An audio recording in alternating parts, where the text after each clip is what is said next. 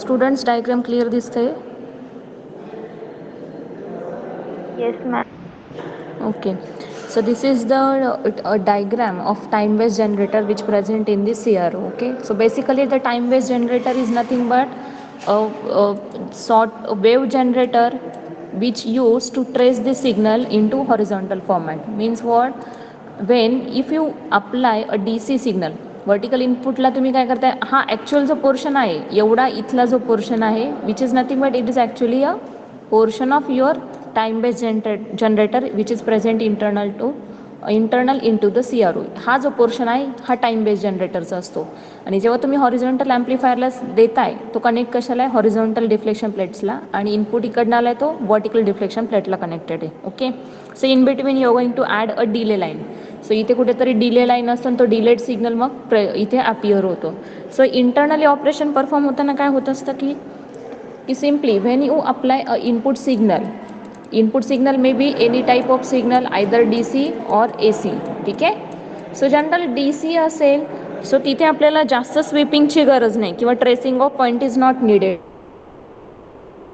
तुमचा काय होतो, DC सिग्नल ट्रेस होताना दिसतो आणि CRवर तुम्ही एक स्ट्रेट DC लाईन बघू शकता. मग 5 वोल्टची DC असेल, 3 वोल्टची DC असेल, what ever it may be. So तुम्ही ते मेजर करू शकता DC voltage. But in case if you apply AC signal, आता AC सिग्नल समजा साईन वेव्ह अप्लाय केलेला आहे. ठीक आहे, साईन वेव्हला मला काय करावं लागतं बघा, की व्हर्टिकल मुवमेंट तर आहेच, म्हणजे जसं जसं अँप्लिट्यूड इन्क्रीज होतं आहे vertical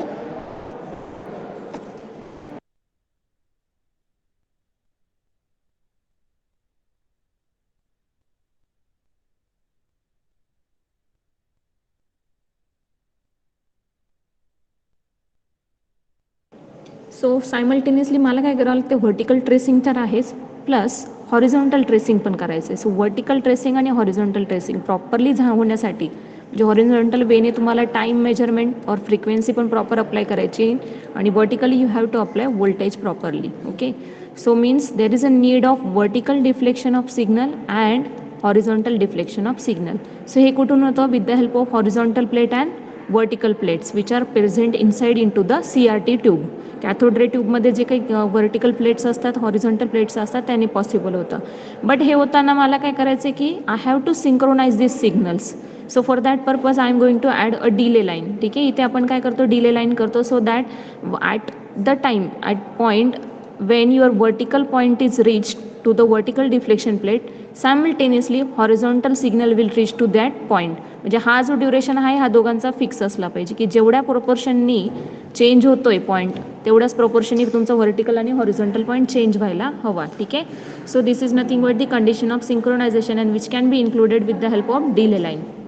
So now in what is the actual basic function of time based generator? Now time based generator is used to sweep the signal in horizontal manner. हे जे मी सांगितलं आता tracing, so tracing of signal in horizontal manner, for that purpose we have to use time based generator.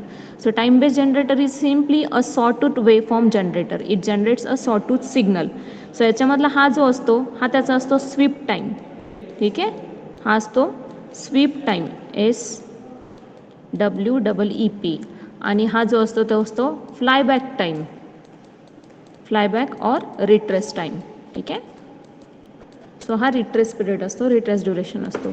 So sweep and flyback. आता हा flyback कधी होतो आणि sweep कधी होतो ते सांगते. स्वीपिंग म्हणजे काय की it is moving in forward. ठीक आहे, आणि इथे काय होतंय, जेव्हा तुम्हाला सिग्नल परत रिव्हर्स वेने दोन्ही वेने ट्रेस करायचं असेल तर हे कधी होतं, जेव्हा इथे ब्लँक आउट ऑकर होतो. ब्लँक आउटचं पण नंतर सांगते. पहिलं तर हा स्वीपिंग आहे. हे स्वीपिंग होताना काय आहे की हॉरिझॉन्टल ट्रेसिंग होतं आहे सिग्नल. ठीक आहे, सो स्वीप करण्यासाठी मला टाईम बेस्ड जनरेटरला काय करावं लागतं, एक्सटर्नली ट्रिगर्स किंवा to turn on that time based circuit किंवा मला काहीतरी ही वेवफॉर्म जनरेट करण्यासाठी एक्सटर्नल सप्लाय द्यावा लागतो आहे. तो वेगळे वेगळे टाईप्सचे ट्रिगरिंग्स असतात. So there are different types of trigger circuits.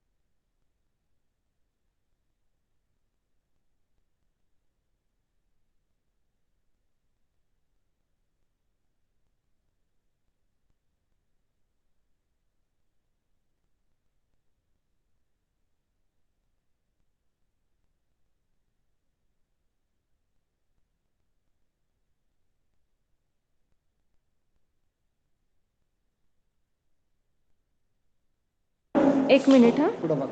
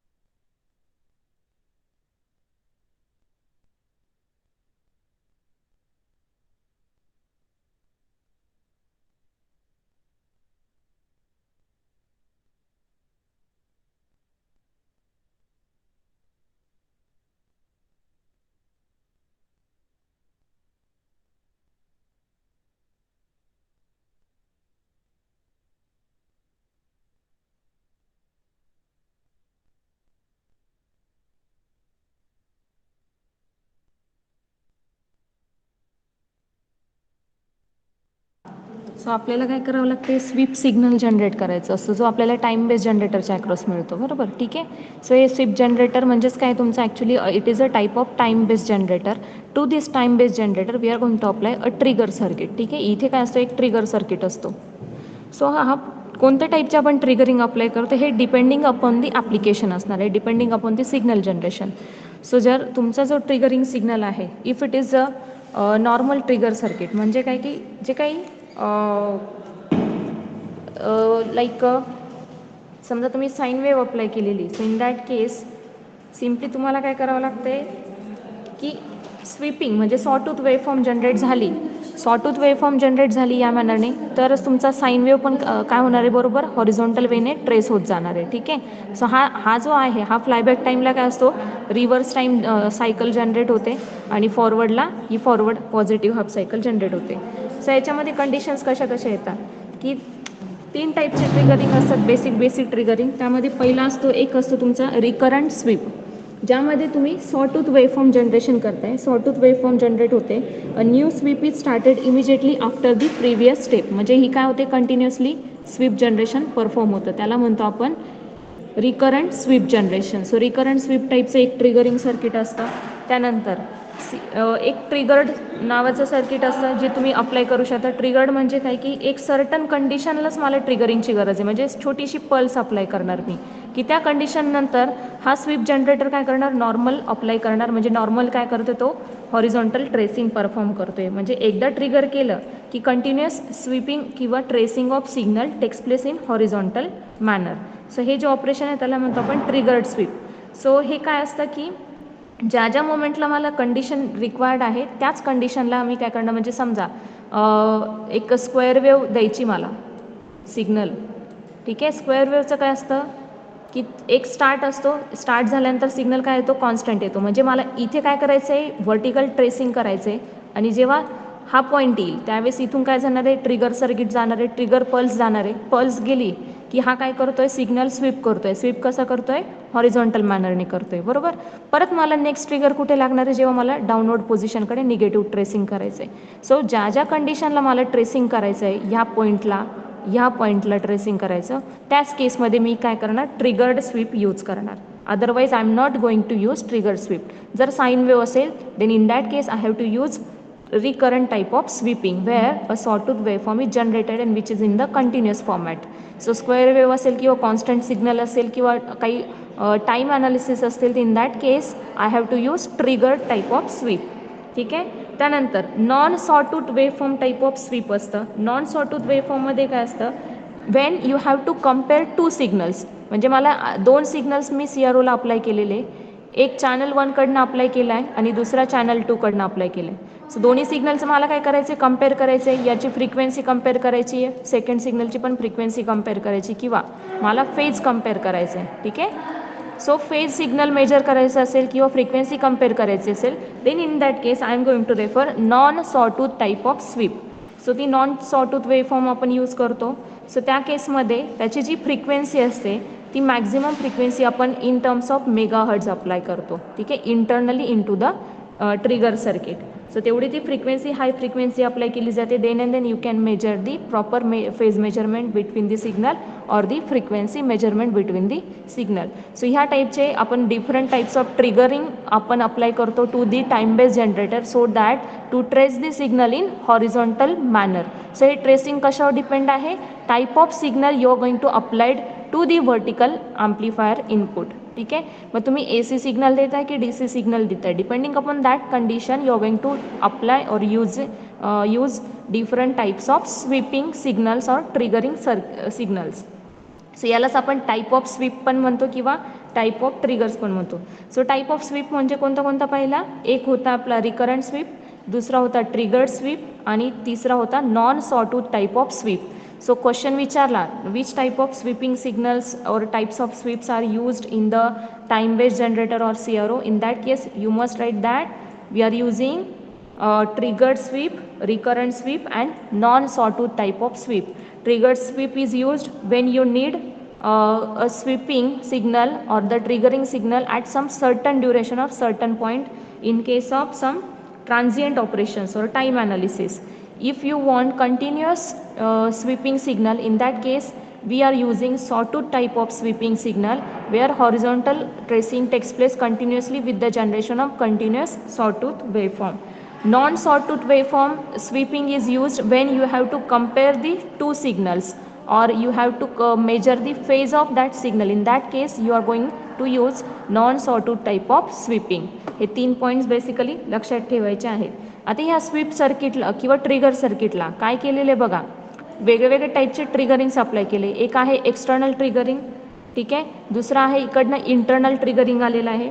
So internal triggering काय आहे, it is nothing but the signal which is applied to the vertical amplifier. A trigger signal which is applied to or connected with the vertical amplifier or it is can be measured with the help of vertical amplifier. So whatever the signal measured or the triggered with the help of vertical amplifier is called as internal trigger. हा आहे external trigger. External trigger is used और initiated with the help of external source. तुम्ही external source connect करू शकता एक्स्ट्राचा. त्यानंतर line triggered असतो. Line triggered is internally connected to its power supply. मी सांगितलं ई सी आर ओमध्ये काय असतात, दोन टाईपचे पॉवर सप्लाय असतात, एक हाय व्होल्टेज सप्लाय आणि एक low voltage supply. So high voltage आणि low voltage both supply are connected. आता इथे कुठला सप्लाय येणार आहे, लो व्होल्टेज सप्लाय येणार आहे. So that means it performs the line triggering. So line triggering is nothing but external supply applied to the internal circuits like trigger circuit, sweep generator, vertical amplifiers and horizontal amplifier.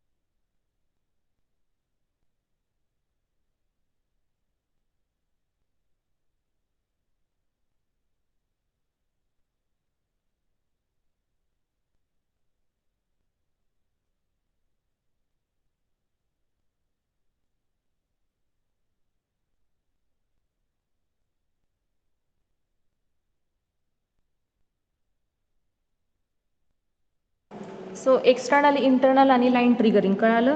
Internal triggering म्हणजे जो triggered vertical ॲम्प्लिफायरकडनं येतो. External trigger means external सोर्सकडनं येतो.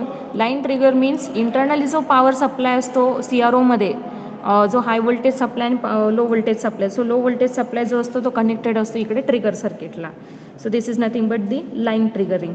अजून एक condition मी सांगितली ती blank out. Blank out कधी असतं बघा, की ज्यावेळेस तुम्ही बटन्स किंवा नॉब्स मूव्ह करताय कंटिन्युअसली, हाय स्पीडने मूव्ह केल्यानंतर एक कंडिशन अशी येते की तुम्हाला सिग्नल डिस्प्ले होत नाही. डिस्प्ले होत नाही म्हणजे काय, की त्यावेळेस तो थोड्या वेळाकरता किंवा टाईम ड्युरेशनपुरता व्हॅनिश होतो आणि परत तुम्हाला तो डिस्प्ले व्हायला लागतो. So which is nothing but the blank out time or blanking of circuit. So हे कधी होतं, when your sort out is runs in its flyback duration. So हा फ्लायबॅक ड्युरेशन म्हणजे काय, actually the off duration or the internally sweep जनरेटरमध्ये एक capacitor असतो, तो काय होत असतो, डिस्चार्ज होत असतो. सो ही डिस्चार्जिंग कंडिशन जी असते त्या मुवमेंटला, त्या ड्युरेशनला, त्या पॉईंटला तुम्हाला ब्लँकिंग मिळतं. म्हणजे सिग्नल काय होतो, व्हॅनिश होतो. जो डिस्प्लेला दिसत असतो तो सिग्नल काय होतो, इलिमिनेट होतो किंवा व्हॅनिश होतो. So this is nothing but the blanking condition. So कळालं टाईम बेस्ड जनरेटरचं कुठल्या कुठल्या टाईपचे स्वीपिंग्स असतात आणि ट्रिगर्स कोणते कोणते अप्लाय केलेले असतात to the time based generator, or even त्यालाच दुसरं नाव आहे स्वीप जनरेटर. समजतंय? Yes, ma'am. आत्ता एक आहे ना, एक मिनिट.